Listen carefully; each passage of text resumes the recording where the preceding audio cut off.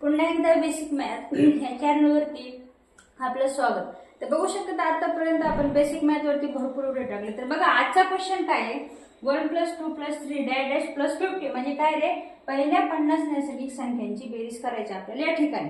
तर बघा आता ते कसं करायचं, आपण आन्सर बघू. आता बघा एक छोटंसं लक्षात ठेवायची.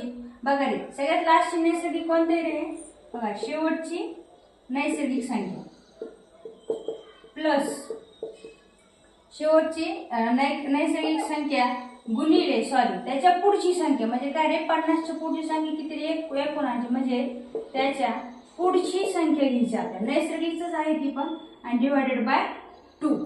आता बघू शकता सगळ्यात शेवटची नैसर्गिक संख्या किती आहे 92, 50 मल्टिप्लाय बाय बघा त्याच्या पुढची कोणती आहे 51/2.